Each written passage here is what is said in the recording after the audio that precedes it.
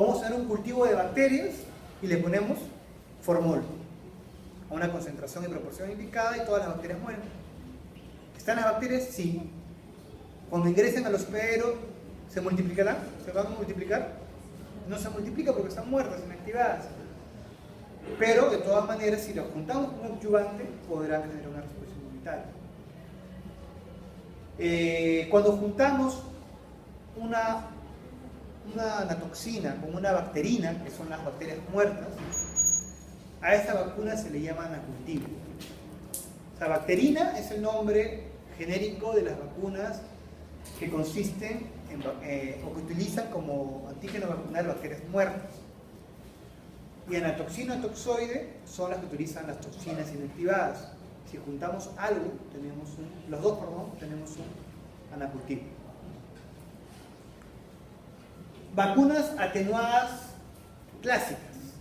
Acá para virales, básicamente. Queremos atenuar un virus, ¿sí? Que el virus esté vivo, que ingrese al hospedero y se multiplique, genere la respuesta inmune, pero no queremos tampoco que se multiplique tanto que enferme al animal. Entonces, ¿cómo lo atenuamos de forma convencional? Cultivos tisulares, lo que hemos visto, ¿recuerdan? Dosis infectiva media en cultivos tisulares. Cultivos tisulares, hacemos pasajes. Cultivamos, recuperamos, cultivamos, recuperamos, cultivamos, recuperamos, cultivamos 10, 20, 30, 40 pasajes, depende de la cepa, depende del patógeno, ¿no? Depende del cultivo en el que se haga el pasaje. Ahora, ¿solamente puede ser en pasajes tisulares? No, puede ser en huevos también, huevos embrionados. También puede ser en conejos, ¿no? Hacemos pasajes en conejos. Y ahí deriva el clásico nombre de la cepa lapinizada, no sé si han escuchado una vez. Cepa lapinizada es un nombre que se utiliza bastante en vacunas contra el cólera porcino y se refiere a una vacuna que ha tenido pasajes por conejos, ¿no? Conejo es lapin se escribe en francés, entonces quiere decir una vacuna conejizada, por así decirlo, ¿no? Que le hemos inoculado al conejo y recuperado, inoculado al conejo y recuperado. Como es un hospedero distinto, al hacer esos pasajes, el virus pierde su patogenicidad. Y al inocularlo ya en su hospedero natural, el virus ya está como atontado, no está atenuado, porque lo han pasado varias veces por un hospedero distinto. Y el sistema inmunitario del cerdo, en este caso, rápidamente va a poder neutralizarlo. Pero el virus va a multiplicar al menos un poco y eso potencia la respuesta inmunitaria. Entonces tenemos acá dos ejemplos, ¿no? Vacuna atenuada y vacuna inactivada.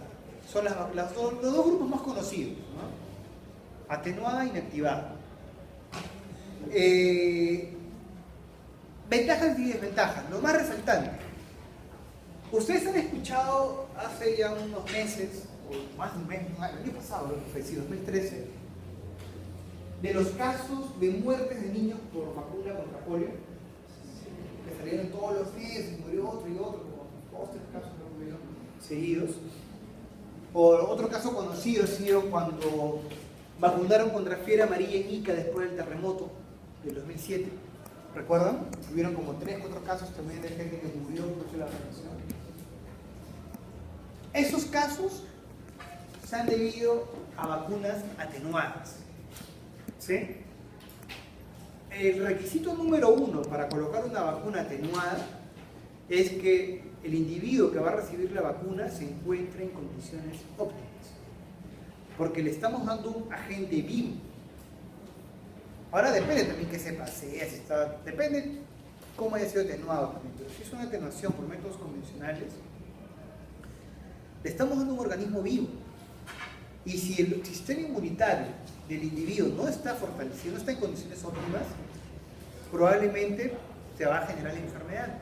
Es por eso que siempre se dice, ¿no? El animal está con diarrea, está con fiebre, ¿no? Está todo bien, todo ok. Para asegurarlo. Muchas de las vacunas que se utilizan en menores son atenuadas. ¿Y cuál fue el diagnóstico en estos casos de polio? Los niños que murieron por polio el año pasado.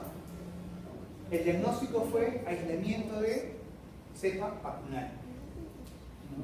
¿Cuál fue el diagnóstico de las personas que murieron por fiebre amarilla en el terremoto del 2007?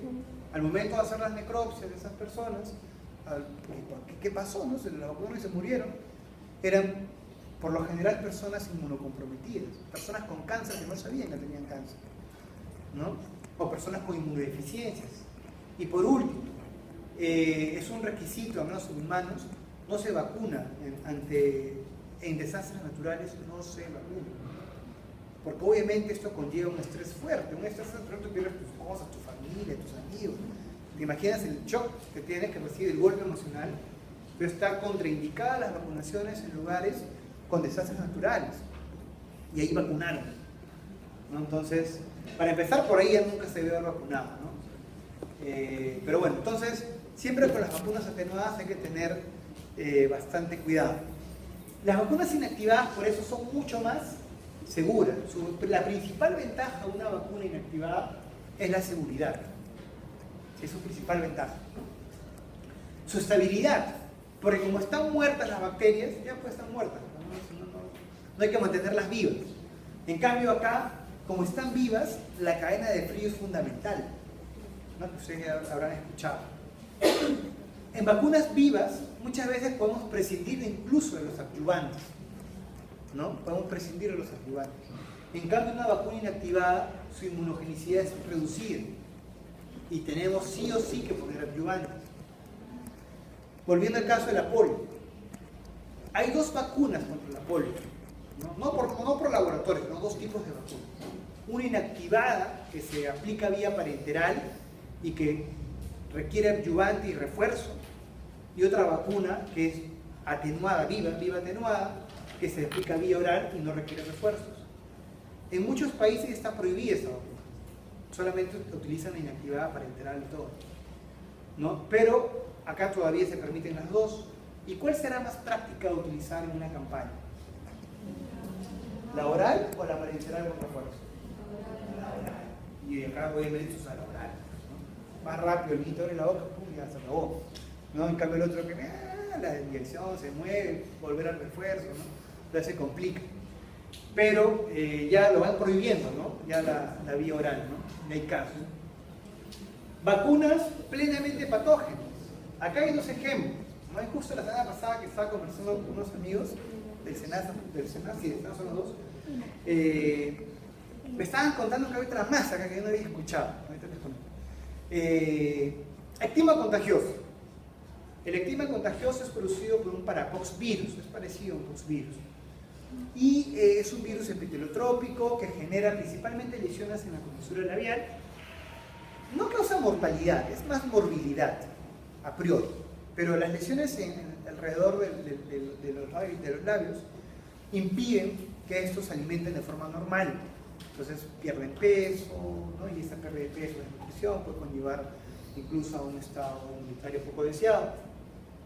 Entonces, ¿qué es lo que se hace? Es una vacuna de campo, ¿no? Incluso yo me acuerdo de estudiantes, esto lo he hecho, pero cuando teníamos nuestras cabras en cirugía, hubo un brote de ectima en el box y tuvimos que aplicar esta metodología. Se extrae una costra de la comisura labial de un animal infectado. Esa costra, al momento de desprenderla, ¿no? La otra cara, la cara interna, ahí tenemos una gran cantidad de células infectadas con virus. ¿Qué es lo que se hace? Se hace un corte en la región interna del muslo, y un corte pequeño, y en ese corte introducimos la costra que contiene virus plenamente patógenos. Y el animal va a enfermarse, sí, va a generar acá, a este nivel se va a generar infección, es localizado. Entonces el animal la genera en esta región interna, donde no va a entrar en contacto fácilmente con otros animales.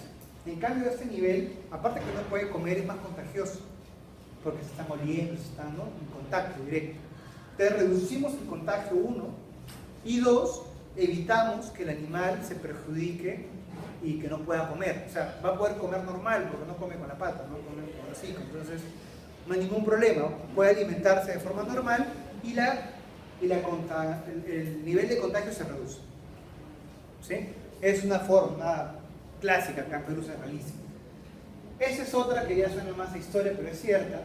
Ahí me la contaron esta, ¿ya? Hace tiempo. Y después la encontré en un libro de historia de la inmunología con más detalles, ¿no? Dije, así era cierto, me engañaron. Entonces, Se las comento. Esta es una vacuna también plenamente patógena y que se utiliza en África. Se utilizó hace mucho tiempo en África, en una tribu en Senegal, los Fulani. Y lo gracioso es que en este libro sí, justamente mencionaron este detalle, ese sí lo encontré ahí, ¿no? El detalle de que los naturalistas de hace 2 o 3 siglos habían reportado una nueva especie de ganado bovino en Senegal y le pusieron bos cruceros senegalenses. Y lo habían reportado porque habían en esas tribus, las Fulani, encontraron toros, o bueno, ganado, ¿no? Con 3 cuernos. O sea, los cuernos convencionales y uno más a este nivel, un cuerno pequeño. Entonces por eso triceros, ¿no? Y senegalenses porque era de Senegal. Pero no era una nueva especie. Lo que pasa es que esta tribu controlaba de esa forma la pleuroneumonía contagiosa bovina. Cuando el animal moría por la pleuroneumonía, abrían al animal, tomaban un pedazo de pulmón que contenía al agente extomicoplasma, tomaban un pedazo de pulmón y hacían un corte a nivel de los cornetes profundo e introducían el trozo, el pedazo de pulmón, el tejido pulmonar. Entonces era algo parecido a lo anterior, estaban propiciando el contagio focalizado y el animal tenía unos signos clínicos leves, ¿no? Pero ya no se enfermaba por neumonía, pero el resultado era que formaba una queratinización muy marcada, que daba la impresión de un tercer cuerpo, ¿no? Pero esto era también una vacunación de campo, ¿no? Así como el estima que hace en Perú. Y la otra que conversamos con unos amigos en el SENASA, que ya me lo habían comentado antes, pero no, como me lo dijo alguien así, medio campuchano, ¿no? Era verdad. Pero ya después mis amigos ya veterinarios, el SENASA ya me lo dicen. Hay una enfermedad que ha aparecido en cerdos acá en Perú hace poco, que es la diarrea epidémica porcina, no sé si han escuchado, que recién ha entrado a Perú. Y me dicen que lo que está haciendo la gente en campo es cuando mueren los animalitos, toman el intestino de los animales muertos, hacen un machacado y eso se lo dan a las marranas, ¿no? La otra vez acompañé a un amigo ahí por Pachacama, Glorín, a las granjas de cerdos, a chismear un poco cómo está el tema. Y ahí me contó uno de sus técnicos de campo, me contó eso. Pero ahora me dicen que sí lo están haciendo. Ahora, ¿hasta qué punto funcionará? No sé, pero entonces tenemos casos palpables de vacunación con virus plenamente patógenos, ¿no? Es un coronavirus el que genera la diarrea epidémica porcina. Muy bien. Sí. ¿Qué se puede hacer con viruela? No, con viruela sí son parecidos, ¿no? Con viruela sería el primer ejemplo, ¿no? Con viruela pasó eso. La valorización es algo similar. E incluso antes de la valorización, en historia de inmunología les comenté que la gente había visto que había casos de viruela más leves que otros. Y cuando un niño se infectaba con viruela leve, lo encerraban con sus hijos para que se infecten, se enfermen, se contagien a él, ¿no? de esa viruela leve. Por la valorización. En principio sí, teóricamente, pero ya hay que ir a la práctica, ¿no? Porque esas técnicas, ¿no? O la otra, hay tantas técnicas de campo contra la papilomatosis, no sé si han escuchado, papiloma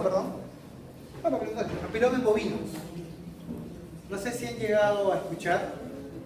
¿Alguien de ustedes ha estado en centros en ganado lechero, más que nada? ¿Sí? ¿No han visto los papilomas que le salen a las vacas? Sí. En los pezones, ¿no? Todo el cuerpo, pero en los pezones es donde más dificultad genera porque no permite, ¿no? el orden. Y lo que se hace en campo es, aparte de la extirpación, cuando son papilomas grandes, se toma una muestra de sangre y se le inyecta. Esa es la autohemovacunación que le dicen. Y la otra que hacen es, le extraen un papiloma, le hacen un machacado y eso se le inyecta. O sea, ¿cuál es el principio de todo eso? Yo he buscado y no he encontrado nunca el principio, pero yo asumo que podría ser que este virus de repente regula negativamente la expresión del MHC e impide que sea reconocido por el sistema inmunitario, ¿no? a priori, ¿no? Y que al momento de introducir al virus vía exógena estaríamos favoreciendo que la dendrítica accede